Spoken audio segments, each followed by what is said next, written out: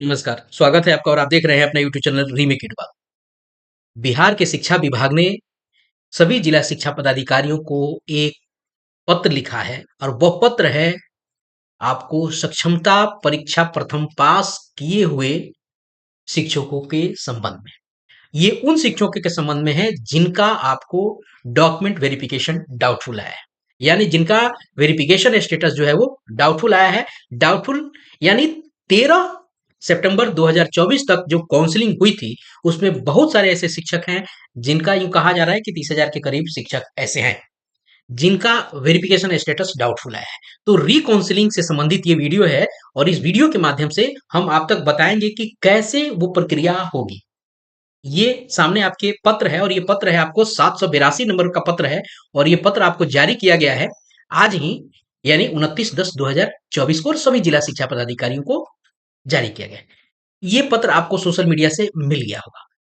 जब social media से आपको पत्र मिला होगा, आपने देख भी लिया होगा, तो फिर पत्र को इस वीडियो के माध्यम से लेके आने का क्या औचित्य बनता है? जी हाँ, बिल्कुल आपके मन में ये सवाल ज़रूर आपको आ रहा होगा कि ये पत्र हमने पढ़ लिया तो उस वीडियो का क्या मतलब है? तो वीडियो का मतलब इसलिए है कि चूँकि बहुत सारे ऐसे शिक्षकों का कन्फ्यूज़न है कि किस कंडीशन में किसे डीओ के पास आवेदन देना है और किसे नहीं देना है। किसे पोर्टल पे अपलोड करना है, किसे आपको पोर्टल पे अपलोड नहीं करना है, डीओ के पास आवेदन देके सीधे काउंसलिंग में जानी है। तो इस वीडियो के माध्यम से हम इसी चीज को क्लियर करेंगे। तो आइए वीडियो को शुरू करते हैं। वीडियो को शुरू करने से पहले मैं आपसे जरूर कहूंगा कि यदि आप वीडियो को पहली बार देख रहे हैं तो चैनल को सब्सक्राइब कर लीजिए। सब्सक्राइब आप इसलिए भी कीजिए क्योंकि यहाँ शिक्षकों से संबंधित, शिक्षा से संबंधित न कि सूचना ही सिर्फ आप तक लेके आई जा रही है, बल्कि आपके लिए स्टडी मटेरियल्स जो विद्यालय में क्लासरूम ट्रांजेक्शन में जिस सब्जेक्ट क्लासरूम ट्रांजेक्शन होते हैं वो सारे सब्जेक्ट्स के संबंधित स्टडी मटेरियल यहाँ उपलब्ध आपको मिलेंगे। आपको अपर प्राइमरी से लेके हाई स्कूल तक मिलेंगे, यानी प्लस 2 तक के स्टडी मटेरियल्स मिलेंगे और करियर काउंसलिंग भी है और जॉब्स इत्यादि कंपटीशन की भी तैयारी इस चैनल के माध्यम से होती है। तो आइए वीडियो को शुरू करते हैं, देखते हैं कि क्या है। वीडियो को शुरू करने से पहले मैं आपसे एक जरूर चीज कहूंगा कि 2-3 चीजें ध्यान रखनी है। पहली यह चीज है कि सबसे पहले यह समझना है जब रिकाउंसलिंग होगी यानी जब सत्यापन होगा तो सत्यापन के संबंध में कुछ चीजें हैं। जो सत्यापन जो है यह आपको 3 स्तर पे होता है। इसको 3 स्तर पे, तीनों को जब तक ये चीजें समझेंगे नहीं, चीजें क्लियर नहीं होगी। 3 स्तर पे सत्यापन होता है। एक सत्यापन होता है आपको बायोमेट्रिक, बायोमेट्रिक। एक स्तर होता है बायोमेट्रिक स्तर पे सत्यापन। ये बायोमेट्रिक स्तर पे सत्यापन क्या होता है? आप जब एग्जाम देने गए होंगे उस समय भी आपका थंब इंप्रेशन हुआ होगा और आइरिस इत्यादि ली गई है, फोटो लिया गया होगा। ये फिर यहां जब आइएगा तो फिर वो बायोमेट्रिक होगा। विभाग पता करना चाहता है कि जो व्यक्ति एग्जाम देने गया था वही व्यक्ति काउंसलिंग कराने आ रहा है कि नहीं। तो यह फिर से सत्यापन बायोमेट्रिक का कराया जाता है। ये पहला स्टेप सत्यापन का होता है। उसके बाद आता है दूसरा, ये आता है आपको आधार का सत्यापन। ठीक है, ये वेरिफिकेशन के आपको स्टेप्स हैं और इसी के आधार पे जाया जाता है। ये ध्यान रखने की जरूरत है। उसके बाद तीसरा जो सत्यापन आपको होगा वो होगा आपके प्रमाण पत्रों की। ये जब तक इन सब चीजों को, तीनों को समझेंगे नहीं, चीजें क्लियर नहीं होगी। अब समझिए 3 स्तर के आपको ये सत्यापन है बायोमेट्रिक, उसके बाद आधार और उसके बाद प्रमाण पत्र। अब ध्यान देने की जरूरत है। यहां इस पत्र के माध्यम से बताया गया है कि जिसका अगर बायोमेट्रिक सत्यापन हो गया है, आधार नहीं हुआ है, तो क्यों नहीं हुआ होगा आधार का सत्यापन? या तो उन्होंने जब फॉर्म भरा होगा, एग्जाम का एप्लीकेशन जब उन्होंने किया होगा उस समय उनका नाम मिसमैच हुआ होगा, या गलत प्रविष्टि हो गई, एंट्री गलत हो गई है, जन्म तिथि गलती हो गई होगी, गलत प्रविष्ट हो गया होगा, या आधार का नंबर आपका जो है वो आपका गलत हो गया होगा, आदि कई सारी चीजें प्रविष्टि में गलती हो गई होगी। इसलिए बायोमेट्रिक सत्यापन तो हो गया, क्योंकि आपने एग्जाम दिया था, आप व्यक्ति वही हैं, आपका थंब भी ले लिया, लेकिन आधार नहीं हुआ। चूंकि आधार उस समय सत्यापित नहीं हुआ था एग्जाम के समय, एग्जाम के समय आधार सत्यापित नहीं, केवल बायोमेट्रिक हुआ था।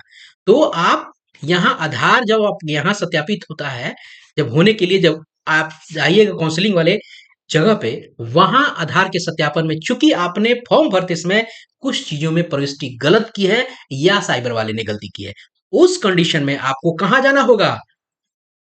ध्यान रखिएगा, बायोमेट्रिक हो गया और आधार पे पहुंचे, उस कंडीशन में आपको डीईओ के पास आवेदन देना होगा।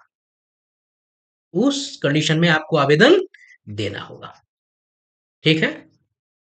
अगर यह भी नहीं हुआ है, शुरू पहला ही स्टेप बायोमेट्रिक ही नहीं हुआ, तो आधार की बात ही नहीं है, तब भी आपको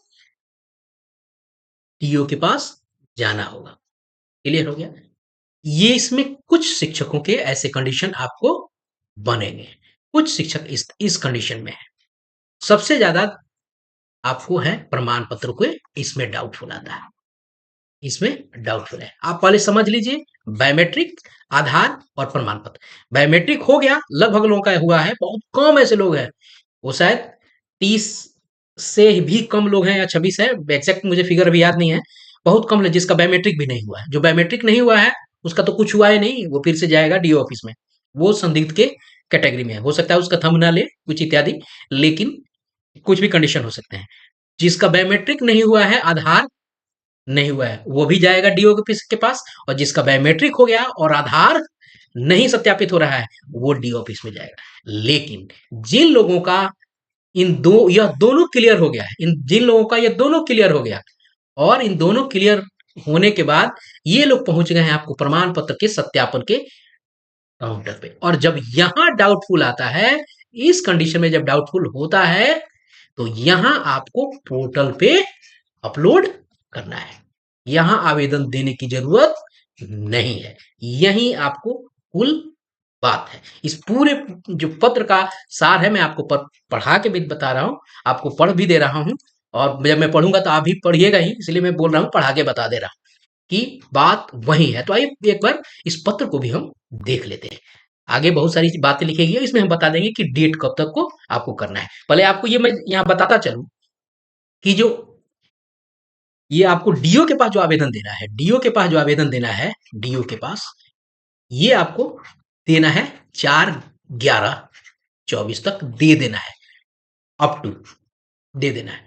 और अगर पोर्टल वाली स्थिति बनती है, तीसरी कंडीशन प्रमाण पत्र वाला, वो आपको नीचे डेट उसका दिया हुआ है, उस डेट को देखिए, नीचे डेट है वो, और उसका डेट है आपको 9/11 तक, यानी 9/11 तक जो आपको अपने पोर्टल पे अपलोड करना है, वो 9/11 तक करेंगे। जिसका प्रमाण पत्र में डाउटफुल है, तो अपने प्रमाण पत्र को सुधरवा के 9/11 तक वो अपलोड कर देंगे। कहां अपलोड करेंगे हम अभी वीडियो में जान लेंगे। अब यहां ध्यान देने की जरूरत है, क्या जो लोग डीओ को आवेदन दिए हैं, क्या उनको भी अपलोड करना होगा? नहीं, उनको नहीं करना होगा, क्योंकि वो सत्यापन की स्थिति में है, अभी उनका सत्यापन नहीं हुआ। तो इनके जो सत्यापन की जो व्यवस्था है, वो सारा का सारा काम डीओ कार्यालय से किया जाएगा। आइए हम उस पत्र को भी देख लेते हैं कि सारी चीजें क्लियर हो जाएगा, आप भी इस चीज को समझ लीजिए। अब देखिए, चलिए, दो डेट हमारे पास आ गए।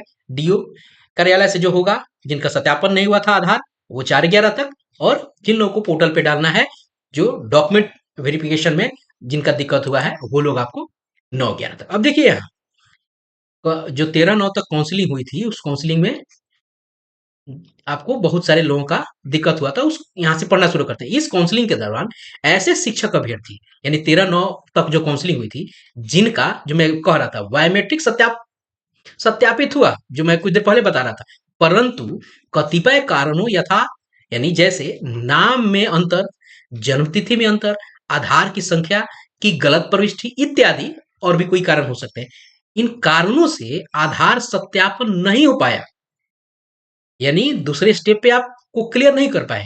वे दिनांक 4/11/2024 तक नाम, जन्मतिथि, लिंग, आधार संख्या एवं मोबाइल संख्या में परिवर्तन होती हेतु अपने पदस्थापन जिला के, ध्यान रखना है कि जिस जिले में आप पदस्थापित हैं वही है, ऐसा नहीं है कि जहां आपका काउंसलिंग होना है वहां, यह कह रहा है, यहां सबसे बड़ी बात है कि काउंसलिंग वाले जिले पे नहीं आपको ये आवेदन देना है, जहां आप जिस जिले में पदस्थापित हैं उसी जिले में देना है। ये सबसे बड़ी बात है। ऐसा नहीं है कि आप पूर्वी चंपारण में कार्य कर रहे हैं और आपका फर्स्ट चॉइस छपरा दिया है, तो आप जाके आवेदन छपरा देंगे? नहीं, छपरा नहीं देंगे, कार्य जहां कर रहे हैं वहीं देंगे।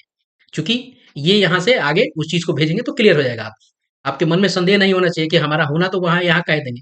तो ध्यान रखिएगा, जहां पदस्थापन है आपका, वहां के डीओ अपने लॉगिन से, एडमिन के लॉगिन से आपका डॉक्यूमेंट ऊपर भेज के अपलोड कर देंगे, ताकि जब काउंसलिंग हो तो आपका वहां छपरा में आपका हो जाए। जैसे मैंने उदाहरण बनाया छपरा। पदस्थापन जिला के जिला शिक्षा पदाधिकारी को आवेदन दे सकते हैं। उक्त आवेदन के आधार पर संबंधित जिला के जिला कार्यक्रम पदाधिकारी जो आप आवेदन देंगे, उसके आधार पे जो डीपीओ आपको एस्टेब्लिशमेंट है, ये आपको क्या करेंगे? ये द्वारा संशोधित नाम, जन्म तिथि आप संशोधन के लिए दीजिएगा ना आवेदन, संशोधित नाम, जन्म तिथि, लिंग, आधार संख्या एवं मोबाइल नंबर की प्रविष्टि, ये डीपीओ के लेवल से होगा। परीक्षा बिहार विद्यालय परीक्षा समिति की वेबसाइट एडमिन, आपको ये जो आपको दिया गया है, डोमेन दिया गया है, इस डोमेन पे उनके द्वारा किया जाएगा एवं अभ्यर्थियों द्वारा दिए गए आवेदन को भी अपलोड किया जाएगा। यहाँ ध्यान रखने की जरूरत है, जो आपने आवेदन दिया है उसको भी अपलोड किया जाएगा। आपको आप क्लियर हो गया कि जिस पदस्थापन में है यहाँ दे दिया जाएगा तो वेबसाइट पे चढ़ जाएगा, तो आप जब काउंसलिंग कराने जाइएगा तो वहां चीजें क्लियर हो जाएगी। क्लियर है? अब आगे देखते हैं। अभ्यर्थियों द्वारा दिए गए आवेदन को अपलोड किया जाए, अनिवार्य होगा उनका अपलोड करना। आगे है, अभ्यर्थियों द्वारा पूर्व में आवेदन भरते समय अंकित किए गए नाम, जन्म तिथि, लिंग, आधार संख्या और मोबाइल नंबर सॉफ्टवेयर में यथावत रहेंगे। जो आपने पहले एंट्री की है वो भी रहेगा, और जो सही होके अपलोड होगा जिसके लिए आपने आवेदन दिया होगा वो भी दोनों रहेगा। पुराना वाला भी, ओल्ड वाला भी रहेगा, और आपका न्यू एंट्री भी रहेगा, ताकि वो बाद में मिला ले। इस प्रक्रिया के संपन्न होने के उपरांत संबंधित शिक्षक अभ्यर्थियों का बायोमेट्रिक सत्यापन भी कराया जाएगा। ऐसा नहीं है कि बायोमेट्रिक नहीं दोबारा होगा, उनका दोबारा फिर से बायोमेट्रिक होगा। पहले फिर बायोमेट्रिक होगा, फिर आधार होगा, और फिर आपको प्रमाण पत्र होगा, सर्टिफिकेट होगा, आधार होगा, ये आपको बायोमेट्रिक हो गया। क्लियर है? जिला कार्यक्रम पदाधिकारी स्थापना द्वारा की गई कार्रवाई का सत्यापन सॉफ्टवेयर के माध्यम से संबंधित जिला के जिला शिक्षा पदाधिकारी द्वारा किया जाए। पदस्थापित जिले में जो आपने आवेदन दिया होगा, इस पे जो कार्रवाई होगी, इसकी मॉनिटरिंग यानी उसको वेरीफाई कौन करेगा? जिला शिक्षा पदाधिकारी करेंगे। वही बात यहाँ कही जा रही है। आगे देखते हैं दूसरे नंबर पॉइंट। ये तो हो गया जो डीओ कार्यालय को देंगे। और दूसरा कंडीशन क्या है? जिसका संदिग्ध पाया गया है सॉफ्टवेयर, ये सॉफ्टवेयर बोल रहा हूँ, सर्टिफिकेट। जो तीसरा कंडीशन है सत्यापन का, तीसरा स्टेप। अब दिनांक 13/9/2024 तक जिलों में संपन्न काउंसलिंग के दौरान जिन शिक्षक अभ्यर्थियों का एक या एक से अधिक प्रमाण पत्र संदिग्ध पाया गया, ये डाउटफुल वाला सर्टिफिकेट वाले कंडीशन पे, आप समझिए कि जिनका उस तीसरे नंबर टेबल पे दिक्कत हुआ, वो क्या करेंगे? ऐसे शिक्षक अभ्यर्थियों के लिए सही प्रमाण पत्र अपलोड करने हेतु बिहार विद्यालय परीक्षा समिति द्वारा सॉफ्टवेयर में विकल्प प्रदान किया गया है, कर दिया गया है। तो कैसे करेंगे? तो आप क्या करेंगे? वेबसाइट जो है www.bscbsaksham.com/login, इस डोमेन पे जाके अपना पुराना यूजर आईडी और पासवर्ड, यूजर आईडी आपका क्या होगा? अपना एप्लीकेशन नंबर होगा, और पासवर्ड आपका डेट ऑफ बर्थ होगा। आप पर जाकर सही प्रमाण पत्र 9/11/2024 तक अपलोड कर सकते हैं। ये है इस पूरे वीडियो का सार, और ये है पूरे वीडियो का विश्लेषण। आशा है वीडियो हो सकता है कहीं लंबा हो गया हो, लेकिन आशा है आपके अंदर जो भी कंफ्यूजन हो वो खत्म हो गया होगा। तो आप जल्दी ही, जिस आप स्टेप में रहे हो, ये काम जल्दी कीजिए और जल्दी अपलोड कीजिए, और आवेदन वाली स्थिति में आवेदन कीजिए, और अपने आप को जल्दी इससे बाहर निकालिए, जिस कंफ्यूजन में और मानसिक तनाव में आप होंगे। बिल्कुल तनाव में होंगे, इसमें कोई दो राय नहीं होगी। तो इस वीडियो में इतना ही, मिलते हैं जल्दी ही नए कंटेंट के साथ। तो आप सभी को शुभकामनाएं। जय हिंद।